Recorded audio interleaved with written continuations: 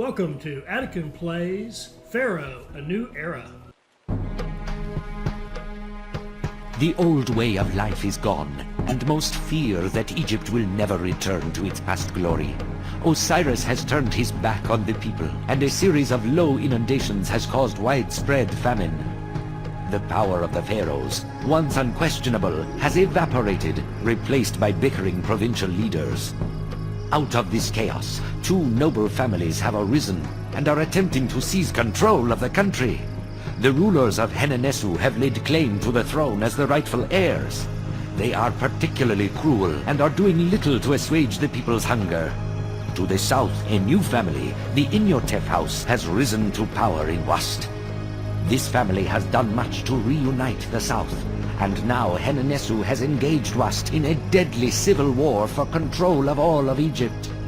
To show their benevolence to the people of Egypt, the E22 have entrusted you with rebuilding the newly conquered city of Thinis, one of the oldest cities in Egypt. Two of Thinis' finest and most ancient buildings have survived the turmoil of its conquest: the temple complex of Osiris and the mansion. The E22 have decreed that should either of these buildings be destroyed, no funds will be squandered on their restoration. The Wast rulers consider the restoration of Thinis a top priority and have gathered up considerable funds, even in this time of strife, for this purpose. Return Thinis to its former splendor, and commission a navy and raise a strong army to defend it from the frequent attacks of those loyal to the Henenesu, including the cities of Sauti, Nekhen, and Kmun. Be careful of the Henenesu rulers. They may demand tribute to see if your loyalty and your demons can be extorted. Also, watch out for the opportunistic Nubians who seek to take advantage of Egypt's internal struggles.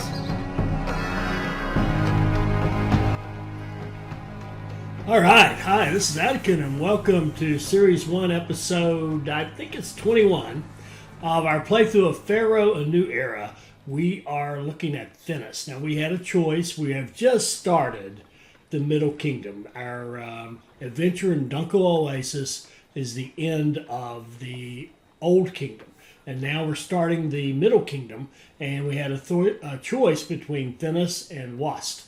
And remember back, if those of you have been following along, when we did Saqqara, I said that's the one that, one of the ones that if you played this game, you definitely remember that scenario because it was your first pyramid. This one is the one I remember the best, but this is probably my favorite mission. So definitely military, big time military. And even though we have a lot of money to start with, you really have to get on it you really have to do it right in order to keep your money where it needs to be, because we got a lot of stuff we have to import, and we just have to build a really strong army and navy fairly quickly. So let's look through this and see what hints we can get. The big one here, one is Henenesu is definitely our enemy. And there are cities of Sauti, Nekhen, and Kmun that are kind of allied with them. So you'll see what I mean when we get to the trade map. And they warn us that they're going to try to extort us. And you have to be careful with that one and make sure you realize that this is extortion. This is not a Pharaoh request or something. And yeah, that's about it. So anyway, we need a fairly big city, 4,500, and we've got to raise some buildings up to common residence. So we've got to, we can't just sit there with a bunch of ordinary cottages and have lots and lots and lots of them. We've got to have some decent housing. So that means we go all the way to scribal school in order to get common residence. The culture rating 25 is not too hard. 35 prosperity and a 90 kingdom rating. So when you have that high kingdom rating like that, in a war situation like this, you're going to get a lot of requests to hit that rating. So let's look around and see what's different. Now this video, by the way, is one thing that's different. Some of you who play along with me on Railway Empire know that sometimes I'll just do videos that I'm planning what I'm going to do. And that's what we're going to do here. We're just going to plan what's going to happen.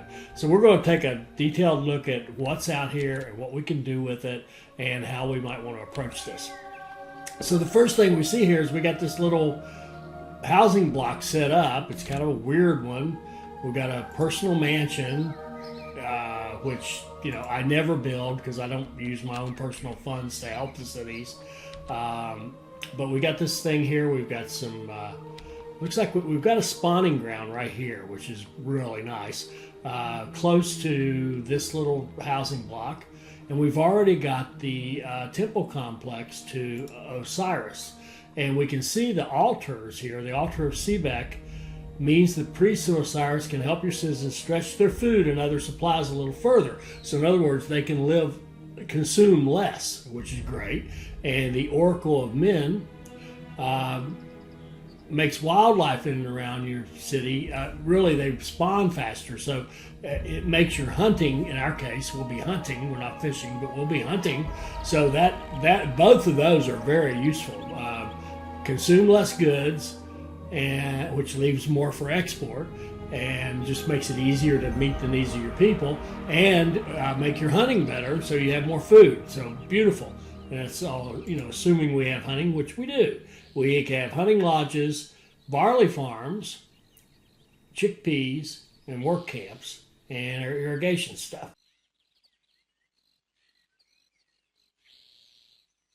While we're on that, let's see. We've got all our usual services, including mortuary and courthouse, and let's see. We did the food.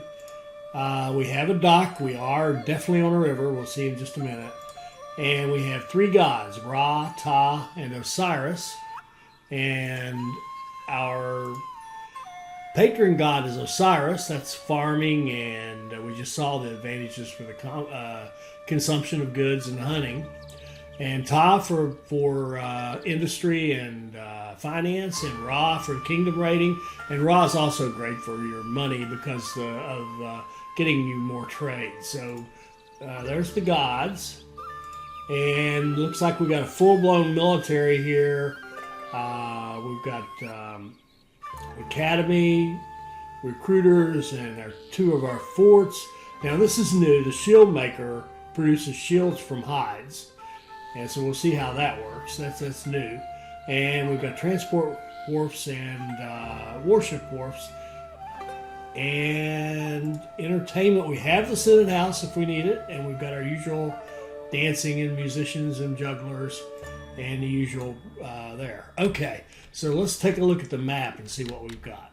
The Kingdom Road. I can tell you the Kingdom Road's down here.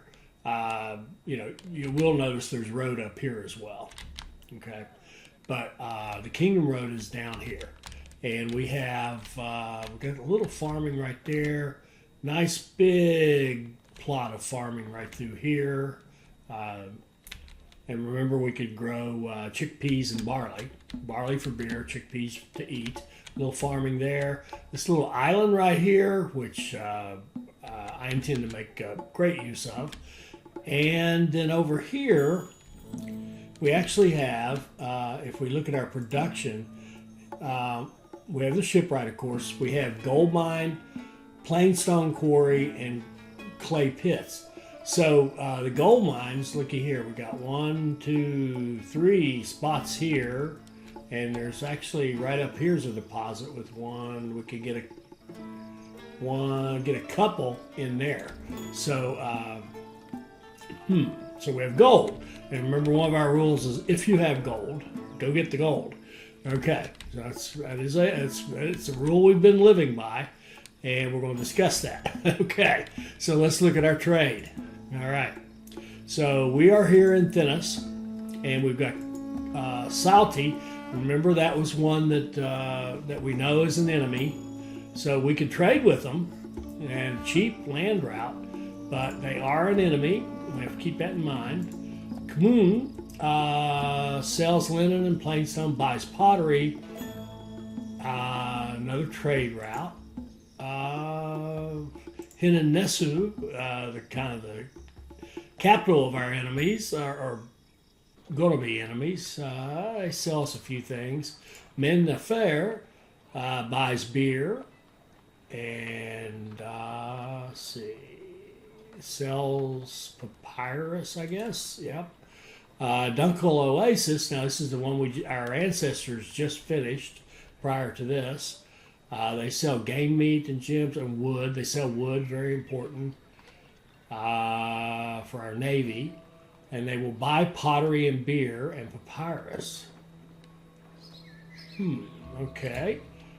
And Wast here doesn't buy anything, but they will cheaply overland sell us copper. Very important for our military.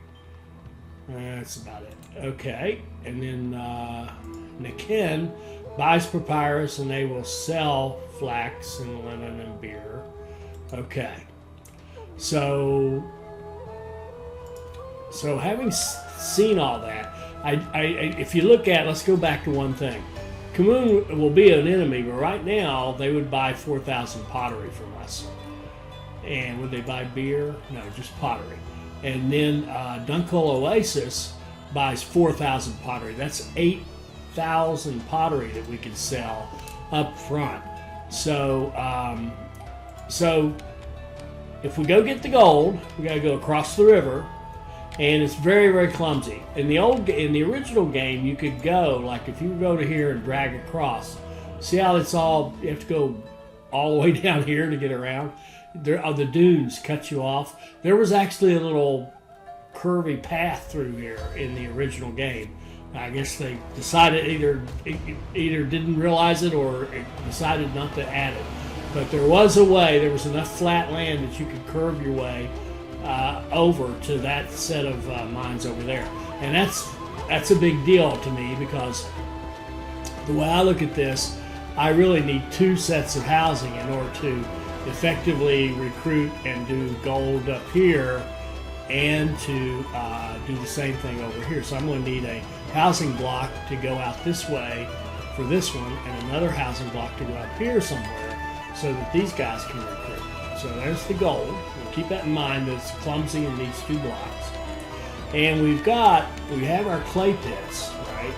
So we've got the clay pits, right? There's all kinds of places where we can put the clay in near the water and get the clay. And we've got the potters, we've got the brewers, and we can grow barley. We've got weavers, but the flax is it's hard to get the flax. And we actually have jewelers. You know what? I have to confess, I didn't even think about them. Jewelers. We could sell jewelry to men the fair. Okay, where would we get jewels? Gems. I'm not seeing anything. Okay. Oh, I didn't even, you know what? I didn't think about this. We could actually buy gems and export the jewelry. So let's see what all that looks like. If we go to our commerce guy and we look at the prices, like the gems jewelry, and we know selling pottery, since we can make our own clay, is going to be very, very profitable. Selling beer, because we can grow our own barley, is going to be very profitable. Selling linen, if we could get flax, but I didn't see a good flax source, would be good.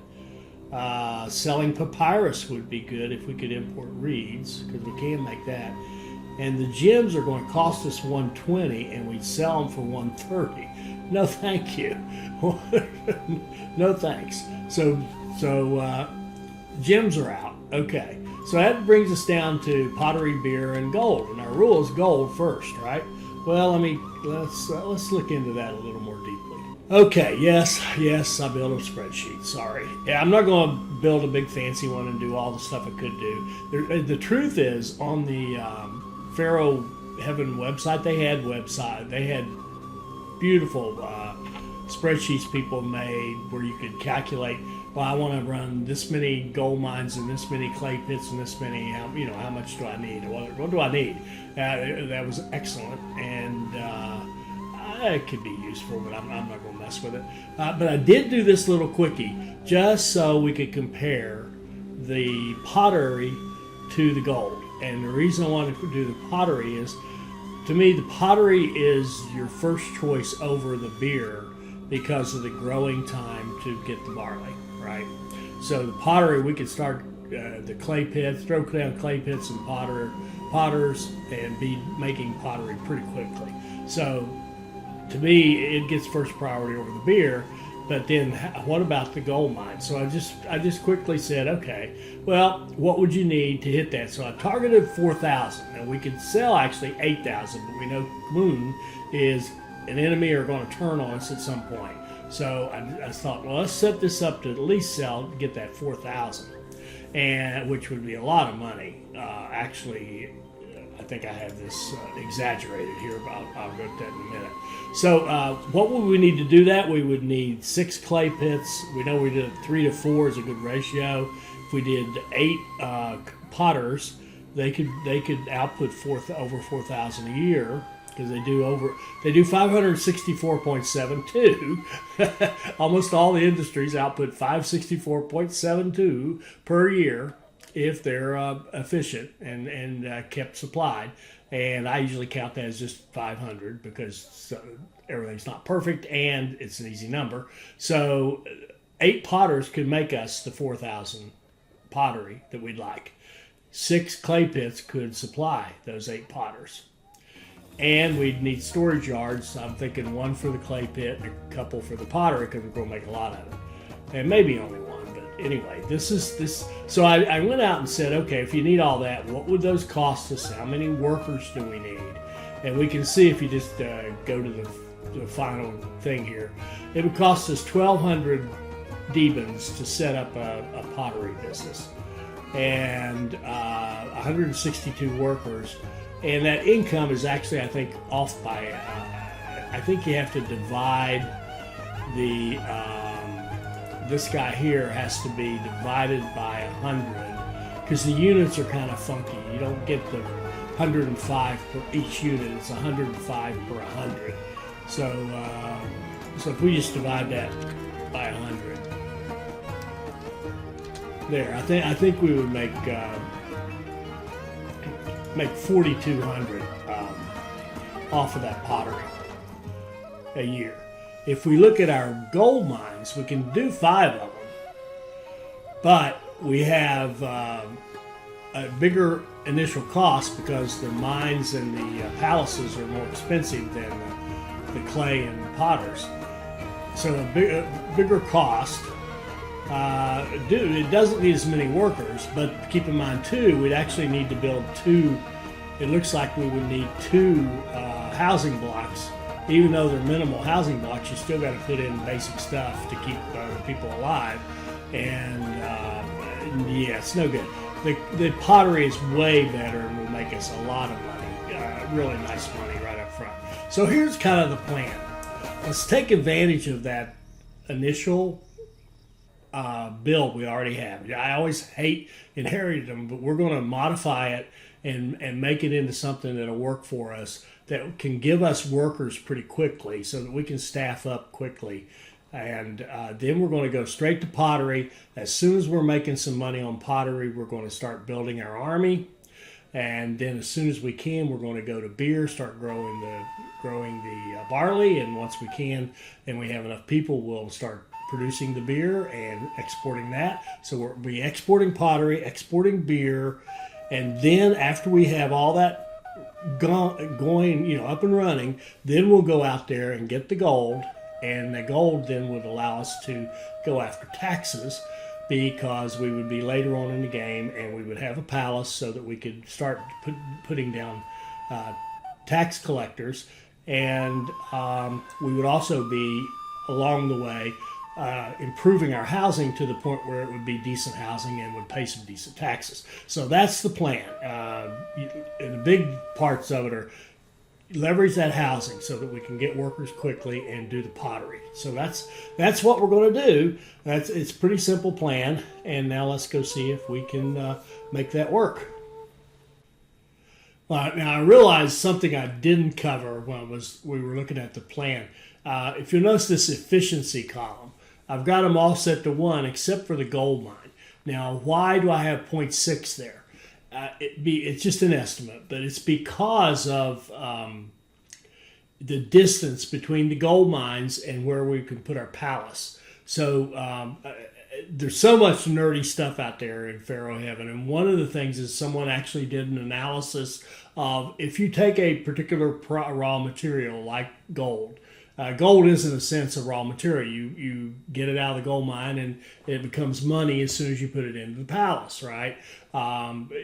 Clay pits produce clay, and then you've got to take them to a potter to get any value out of them, or take them to a storage yard if you're selling clay. But there's a distance that you can get away with where the cart worker for the mine, let's say the gold mine, has cart people who take the gold to the gold mine, and someone has actually calculated how far can you go, how many tiles can you walk away from the gold mine and still get back in time to pick up your next load without slowing down the production of the gold mine. And it actually turns out it's 28 tiles, and we're going to be walking more like 40. I've actually measured it. God help me. I've actually measured it, and we're going to be walking further than that. So I just put a 0.6 efficiency, and you can see the output is 33 of the gold per year. But it would actually be 55 or 55 plus, and actually be 5,500 if we had a situation where the gold mine and the palace could be near one another within 28 tiles. We could actually get 5,500, which would then kind of make a different argument, because then the gold would be worth a lot more, right? You get that? So that I just want to cover that quickly, the output. And then I also wanted to talk about culture a little bit. I want to refer you to this because I know some of you I've seen a lot of comments about the culture, and I tend to ignore it because I know I'm going to get it. What the ones we're doing are pretty low culture, and we're going to get into ones that have higher culture requirements. And the culture is really relatively simple. As I've told you, I've shared before, you need to deal with entertainment, religion, education, and health, right? And there are different coverages you get for each of your things. Like, for example, right here, if you look at entertainment, each juggling stage can kind of cover 400 population. So as your population grows, you need more juggling stages. A music stage can cover 700. A dance stage, 1,200. You can see all this. And that's why I said in previous videos, if you for every 1,200 people, you kind of need one pavilion. That's a dance stage, a music stage, and a juggling stage. And then you need a music stage, which gives you a second music stage and a second juggling stage. And then you need another juggling stage, which gives you a third juggling stage. And that's how that's where I came up with that idea that you need a juggling stage, a music stage, and a dance stage. Let me say that more correctly. A booth, a music stand, and a dancing a pavilion, right? That's what you need for every 1,200 people. And that gives you, your ideal coverage. And then if you look at the gods, very interesting, at the complex, to either the patron or local god, because it is possible to build, in some of the scenarios, you can build the temple complex not to your patron god, but to another god. But whatever one you choose, it covers 8,000 population. So that temple complex, just putting that down, you got your patron god, that's the way you go, covered. So we've got Osiris covered for 8,000 population. So he's not going to give us any problems the whole way through, right? Because this thing's already there. But then a temple to the patron god covers 375, whereas to a local god it covers 750. And this is where people talk about the 2 for 1. And a shrine for a patron god covers 150, to a local god 300. So you just need more stuff to keep your patron god happy than you do your local god. And then if you go to education, Scrabble schools for children, and this is, we're not going to go into all this, but there's a certain portion of your population, which at this point, which, by the way, this was written by Nero Wood back in 2000, I think. Let's see. When did he write this? Yes, September of 2000. So we're 23 years later, we're still referencing the stuff he wrote. So Scribal School, for every 300 children, that's some percentage of your total population. You have to have a library for every 800 to have total coverage. But the way these ratings work, we're trying to get, like, say, a 25. To get a 25, you go over here to Juggler, and you can see we would need 20% coverage. So we would need 20% coverage across our whole map. We would need 20% coverage for music. We would just need barely to have dance. Just like one dance would be enough to get us there. And then we go out to religion, and we go up and see, well, we would need 20% coverage for religion to get that 25. School, we wouldn't even need any schools. We wouldn't need any libraries. We would need some dentists. We'd need 20% coverage on dentists, a little bit of coverage on physician, and we wouldn't need morticians in order to get that rating. So you can see it's a pretty easy rating to get. And you can also see where as you get up into these higher ratings, it becomes more complicated because like 50 rating, we would need 60% coverage jugglers and music and 40% dance. And we would need 60% religion coverage, 20% education coverage, 60% dentist, 60% physician, and 20% mortician. So that's a lot more stuff you need. But you know, if you kind of target that stuff, you can get the culture very easily. So I'll add a link to this in the description to this video. And again, if you're going to play this game and you're into the numbers at all, now you can ignore all these and just play. You do whatever you want to do. But if you want anything about how this game should be played or how the numbers work or all this stuff, it's out there. At Pharaoh Heaven, there's also another site called Which Way to Thebes, was done by a player called Grumpus. And it's an excellent site. I'll put the link in there to it as well. It has a lot of links back to this Pharaoh Heaven stuff and some other stuff that Grumpus wrote for his channel or his website, really. So I'll send you those links so that you'll have them. And now let's go see if we can actually work our plan. I hope you enjoyed that. I hope it'll help you become a better player.